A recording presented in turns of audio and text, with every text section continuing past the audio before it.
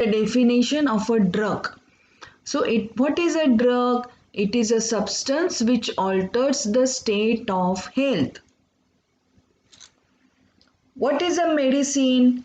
All of us know that a medicine is a potentized drug, well proved on both the sexes and all the ages, and its objective and subjective symptoms are noted.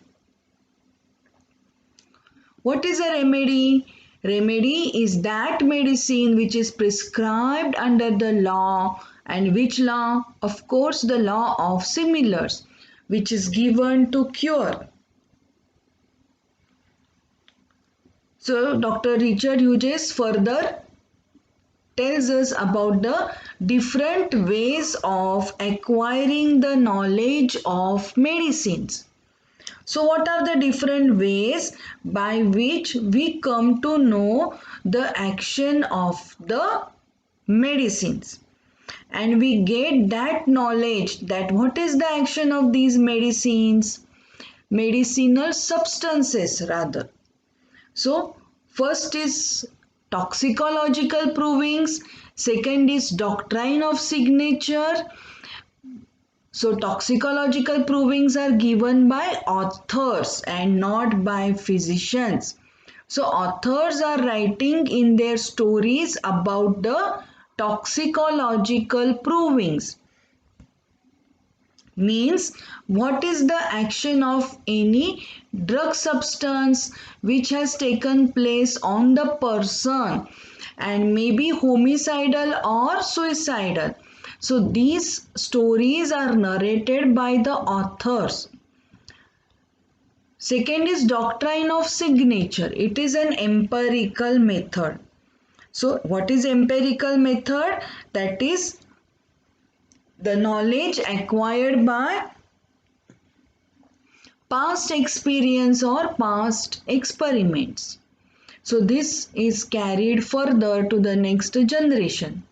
So the knowledge of medicine you come to know by this method of doctrine of signature, but it is an empirical method. The true method of acquiring the knowledge of medicines is nothing but drug proving on healthy human beings. So Dr. Richard Hughes confirms this and tells us the true method of acquiring the knowledge of medicines is drug proving on healthy human beings. The next method to get the knowledge about the medicine is proving done on lower animals. So it is an incorrect and ineffective method according to Dr. Richard Hughes. So let's see about the toxicological provings. So what is the usefulness of these toxicological provings? So these toxicological provings, the reference has come in the history through the writings of the authors. So this is described in aphorism number 110, just for your reference. These are either accidental provings or written by non-medico authors, that is history of poisonings or suicides or by homicidal way. So the effects of the poisons are noted down by the authors and they are narrated in the stories. These provings were not conducted by any systematic, intentional or scientific method. These provings were done by accident or this way of the suicide or homicidal. So it is observed in the history that in the writings of some authors, such knowledge about the medicines can be acquired. But Dr. Richard Hughes tells us very clearly, it is not a systematic way, it is not a scientific way to acquire the knowledge of medicines. So toxicological provings, the discussion is further done. The materia medica is constructed by the effects of medicines on provers. And who are the provers? Provers should be healthy human beings. Number of symptoms were given by provers, and provers gave tremendous quantity of symptoms. Dr. Hahnemann felt the necessity to arrange these symptoms in a systematized form, and this is called as Hahnemannian schema, that is anatomical way of writing the symptoms. So in each and every step, Dr. Hahnemann tries to be very systematic and scientific. So the provings of the drugs are done on the provers and how they are noted down in a systematic way. This is called as Hahnemannian schema, and that's anatomical way of the writing of symptoms. So symptoms give us the idea of personality of the patient.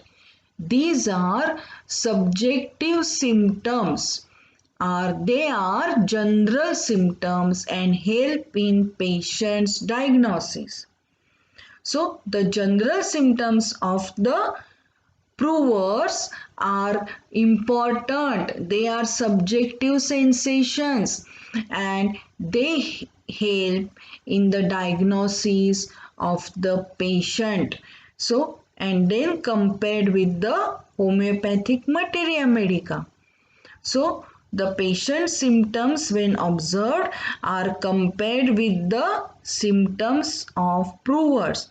Which symptoms are most important? The general symptoms, because they indicate the personality of the patient. Symptoms of organs are particular symptoms. Symptoms of disease are common symptoms. These symptoms help in the disease diagnosis or called as nosological diagnosis. That is, we come to understand the name of the disease. The toxicological provings. So, what is the significance of common symptoms? These common symptoms help in the disease diagnosis. They help in the selection of organ remedies. Example, Naja is indicated for heart complaints, Berberis for renal calculi treatment, Chelidonium for the treatment of hepatitis or gallstones, Spongia given in goiter cases, Cinchona bark given to treat malaria. So the significance or the importance of common symptoms is discussed, and they also help in the choice of the remedy. And which are these remedies? These are called as organ remedies. What is the significance of general symptoms? These are individualizing symptoms. These are subjective symptoms. Subjective symptoms means they are the sensations of the patient. That is mental generals and physical generals. So these are the most important symptoms in the patient and also in the provers. So these are not pathological symptoms. They don't indicate any disease. These are not common symptoms. They help in determining the remedy. And what would be that type of remedy? Constitutional remedy. Means it covers the personality of the patient. So general symptoms are the symptoms of patient. Again and again, Dr. Richard Hughes is discussing the general symptoms and their importance. They are the symptoms of patient related to mind and body. They distinguish him from others. So they are the individualizing features and they are very important for the choice of simillimum. This method of drug proving is uncertain. This is unscientific. So although this toxicological proving is uncertain and it is not a correct method, the importance of symptoms is discussed here. That is the importance and significance of general symptoms and particular symptoms. So whatever we observe, these symptoms should be categorized into two basically. That is the general symptoms and the common symptoms. So general symptoms are important for the personality of the patient and they help in the choice of the similimum, which will cover the personality, that we call it as a constitutional remedy. The doctrine of signature, it is the second method of acquiring the knowledge of medicines. This also called as empirical method. So example, cactus has heart-shaped leaves, hence it is useful in the treatment of heart ailments. Chelidonium has yellow flowers and exudes yellow or orange juice. So chelidonium is useful in the treatment of liver disorders. Euphrasia is called as eye bright, used for eye complaints, called as conjunctivitis. So all of us know this, the use of cactus in the heart complaint, chelidonium in the liver affections and euphrasia in the eye complaints. Now the most important, the drug proving on healthy human beings. So true method of acquiring the knowledge of medicines. It is the most authentic method, most scientific method to know the action of medicines. This disease producing power on healthy human beings is the disease curing power. So Dr. Richard Hughes very clearly tells us the correct method of acquiring the knowledge of medicine is proving of the drug on the healthy human beings. And the disease producing power on the healthy human beings is the disease curing power. Now see the utility of proving on animals. Yes, there is some utility. So Dr. Hahnemann knew the method of drug proving on animals.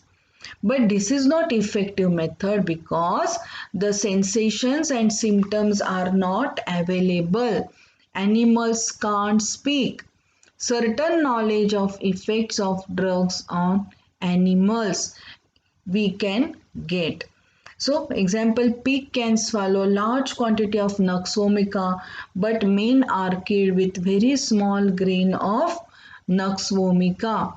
So we can get certain knowledge of effects of drugs on animals. The most important disadvantage is the sensations, means the general symptoms are not available. Effects of poisons or drugs help us to know the pathogenesis of the drug. So it helps us to know the action of the drug on any organ and to what extent it is damaging. So it helps to know the action of drugs. This information was available to us through the crimes or by carelessness or by ignorance. And it is not recorded by the physicians, but they are done by the authors or non-medical persons and not noted each symptom. So all the symptoms are not noted, neither they are verified. So it's unscientific method. So what are the doses in drug proving? Overdosing is the remedial error which is seen in antipathy. So all of us know that they are giving large doses. This causes side effects or collateral effects are seen. So that is called as secondary counteraction. Dr. Hahnemann proved drugs on healthy provers. He noted there were aggravations, sometimes in patients with similar remedies. So he started reducing the doses. In 1824, the theory of drug dynamization began to influence mind of Dr. Hahnemann. So he prepared potencies. They were first called as dilutions. to avoid the pathogenic or toxicological effects of drugs. So, when Hahnemann started practicing homeopathy with the similar remedies, he was having the aggravations of symptoms of patient. So, what is the answer for this? He thought is to reduce the doses. So he started reducing the doses and he prepared various potencies. First it was just the reducing doses called as dilutions, and then he gave the name as potencies. So why he started doing dilutions? To avoid the pathogenic or toxicological effects of the drugs. Doses in drug provings. So we know that in the history Albrecht von Haller, this name comes as he knew the method of drug proving on healthy human being. But drugs were not given in potentized form. So drugs were not given in the dilutions, neither in the potentized form. Doses in drug proving. Dr. Hahnemann in his book Fragmenta de Viribus Medicamentorum and René Alzheimer has included provings of drugs. In René Alzheimer Volume 1 in 1811, Dr. Hahnemann himself and his family were provers. They were healthy provers. So first provings was started by Dr. Hahnemann on himself and his family. So that was recorded in his book René Alzheimer Volume 1. In Volume 2 he had proved drugs on his disciples. In this book 37 drugs appears. In the book of chronic diseases there appears 26 more drugs. Provers who lived at distance communicated their results through letters. So Dr. Richard Hughes gives us all these references of Dr. Hahnemann, his working principles and his working method. So let's see the mode of administration. In the history, Dr. Hahnemann has written in the book Fragmenta de Viribus Medicamentorum the symptoms which are noted in this book, which were the results of single full doses of several drugs. So single dose was given and the results were noted. In René Alzheimer till 1826, provings were done in first centesimal potency. In the sixth volume, in 1827, provings of Ambragracia, Carboanemalis and Carbovegetabilis in third C potency were conducted and they were noted. Natramur 30 was proved on 3 provers and noted in the fourth volume of first edition of chronic disease in 1830. In fifth edition of Organon in 1833 and second edition of chronic diseases in 1830 and 1839, provings with 30 potency was recorded. So all these references are given by Dr. Richard Hughes about how Hahnemann had conducted the provings. So the original provings of Dr. Hahnemann on the provers and their effects are available in Hahnemann's books. So arsenic alp, which is a poison. So we discussed the infinitesimal doses of homeopathy.